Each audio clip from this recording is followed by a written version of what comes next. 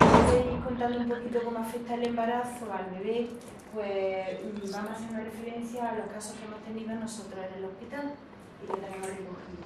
Cuando hablemos de ellos nos vamos a referir a los casos que ahí están expuestos. Como veis, tanto el lupus como el síndrome antifosfolípido es de lo que más tenemos. Algunas mujeres no llegan a cubrir los criterios de síndrome antifosfolípido, pero sí que tienen unos anticuerpos positivos. Bueno, pues yo voy a hablar ahora al contrario de ella, es decir, voy a hablar del efecto que las enfermedades autoinmunes pueden provocar sobre el embarazo. Como hemos repetido desde el principio, estos embarazos lo consideramos gestaciones de alto riesgo. El hecho de que sean gestaciones de alto riesgo hay que no suponer que va a ser un parto de alto riesgo. Esa es la primera premisa que tenemos que tener muy clara. Pueden ser embarazos de alto riesgo que pueden desarrollarse con normalidad y que a la hora del parto se considera como un parto completamente normal, como el de cualquier otra mujer embarazada. Es decir, son gestaciones de alto riesgo, pero no son partos de alto riesgo. Ahora podréis preguntar, ¿y si estoy con la heparina, estoy con la aspirina, qué pasa con esos partos? Bueno, para después lo veremos, pero en principio no tienen por qué ser partos de alto riesgo. Muy pocas ocasiones. Lo primero que vamos a ver un poquito es qué pasa quizás antes de quedarnos embarazadas, si estas enfermedades van a afectarnos a la posibilidad de que se queden embarazadas. Pues bien, hay algunas enfermedades en que la fertilidad, la posibilidad de quedarse embarazada es similar a la de cualquier otra mujer, como puede ser tanto el lupus como el síndrome antifosfolípido como la esclerodermia. Hay algunos trabajos que hablan de la esclerodermia que dicen que las mujeres que tienen esclerodermia se quedan menos embarazadas. Sin embargo, cuando se han puesto a investigar por qué esas mujeres se quedan menos embarazadas, pues han encontrado varias causas. Una es porque la esclerodermia se da en mujeres de más edad, con lo cual ya el deseo reproductivo es menor.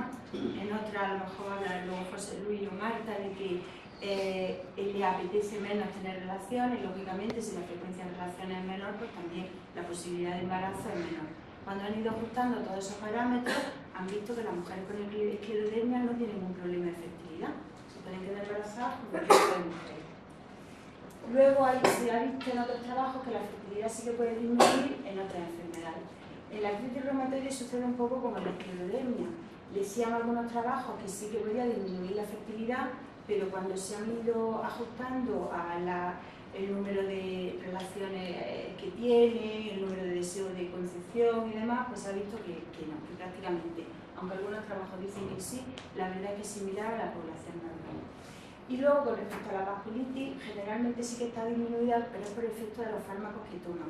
Según la edad de la mujer en que tomen esos fármacos, algunos tienen problemas de fertilidad, pero dependiendo de qué dosis hayan tomado y de la edad de la mujer.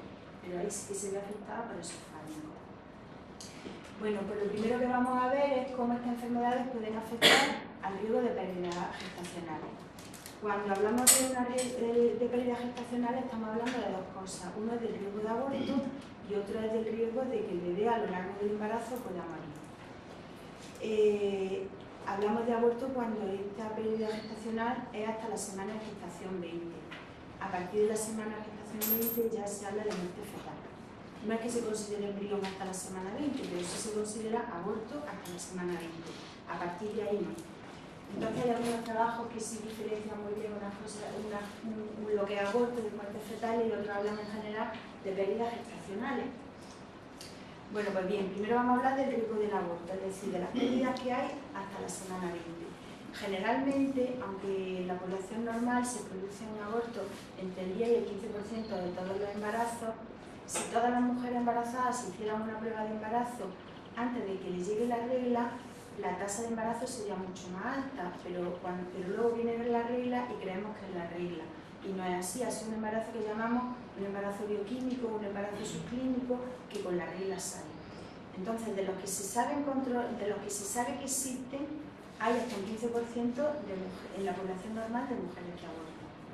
Cuando vemos cómo en estas enfermedades, qué cantidad de ellas van a abortar, vemos que es muy dispar. Fijaros que los trabajos hablan de que en el lupus hay algunos artículos que hablan de que un 5% de las mujeres abortan, con lo cual estaría por debajo de lo que es la población normal, y sin embargo hay otros que llegan hasta un 50%. esta gran diferencia que hay entre uno y otro es porque hay que ver, como había dicho antes Raquel, en qué periodo estaba la mujer cuando se queda embarazada y demás, pero en general es por eso es tan amplio. Si la mujer está con un periodo de revisión con todas las características que ha dicho antes, pues tiene menos riesgo de aborto. El síndrome antifosfolípido, que por otra parte es uno de los que tienen también más riesgo de aborto, pues se sitúa alrededor del 25%. Veis que también es más alto que la población normal. La artritis reumatoide pasa como con el lupus, según los artículos que mires, pues hay una amplia variedad. Y con la vasculitis, pues te encuentras de todo. Como resulta que la vasculitis trata de un montón de enfermedades, pues hay algunas que te hablan de más de tasas de aborto, pero por lo general no hay muchas más que en la población normal. En la esclerodermia veis que entra dentro de los límites normales, y ya cuando hablamos de los casos esos a los que nos hemos referido anteriormente, nosotros tenemos alrededor del 9%. Como veis, estamos dentro de los límites de aborto de lo que se consideran las mujeres sin ningún tipo de enfermedad, de un 10 a un 15%. Si analizamos los casos que nosotros hemos hecho de aborto, observáis que son en el lupus y en el síndrome antifosfolípido. En ellos, pues sí que la tasa de aborto ha aumentado, sería en un 16%, un poco más alto de lo que es la población normal, que sería en un 15%. Como veis, tampoco es mucho más alto. Esto es en nuestros casos. Bien, es verdad que yo siempre digo que la estadística se debe cumplir al final. Seguramente cuando vayamos teniendo más casos, pues a lo mejor la cumplimos, ¿no? Y bueno, vamos a hablar de otras complicaciones fetales que pueden aparecer. Como bien ha dicho antes la doctora Ríos, pues generalmente casi todas las complicaciones que pueden aparecer están relacionadas con la placenta, como vamos a ir viendo poco a poco. Vamos a hablar del crecimiento intraútero retardado, restringido, como se llama ahora, del parto pretérmino, de los bajos pesos o incluso de la muerte fetal. Lo primero que tenemos que distinguir y que vaya a hablar, cuando voy a hablar es que se llama crecimiento intraútero retardado o que se llama bajo peso al nacer o pequeño para la edad gestacional. En eso nos vamos a basar en el peso del bebé, pero también en otras características. Hablamos de bajo peso al nacer cuando son niños pequeños constitucionalmente, es decir, van por debajo de su peso, pero no tienen ningún otro problema. ¿Por qué no? Pues porque le está llegando un flujo sanguíneo suficiente.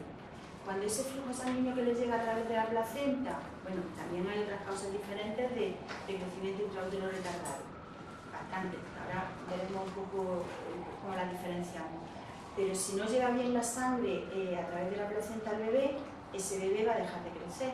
Conforme va dejando de crecer, cada vez más pequeño, crece menos, el peso es menor, pero además aparecen signos en todas las ecografías que hacemos de que hay alteraciones del flujo. Ese niño pequeño con alteraciones del flujo es lo que llamamos crecimiento intraútero retardado. ¿Cómo vamos a saber nosotros eso? Pues generalmente lo vamos a hacer con la ecografía.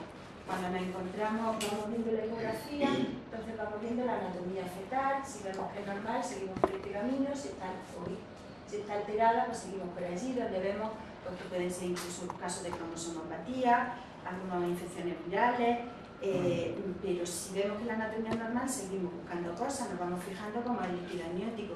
Si está aumentado, pues de nuevo nos vamos a buscar cromosomopatía e infecciones. Que está normal o disminuido, pues nos vamos a buscar ya el doble, porque el doble es lo que nos va a decir si hay algún problema en la placenta. Entonces vamos viendo, si al final vamos viendo todo, los dobles normales pues serán pequeños, simplemente pequeños. Si van alterándose, pues al final llegamos a que sea un CIR.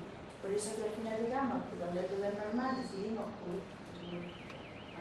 es un feto pequeño constitucional o bajo peso, como he dicho, o si no será un CIR generalmente por una insuficiencia placentaria, que son los casos que pueden provocar estas enfermedades, ¿no? Pues bien, este crecimiento intraútero retardado está siempre, casi siempre se relaciona de nuevo con la enfermedad de la madre. Si la enfermedad está activa, tiene más riesgo de que se produzca un crecimiento intraútero en el bebé. Si hay hipertensión, pues otra vez de nuevo tiene más riesgo de un crecimiento intraútero. Si aparece el anticuerpo antifosfolípido, pues también está relacionado con ello. Y como he dicho, todo esto también es relacionado con la patología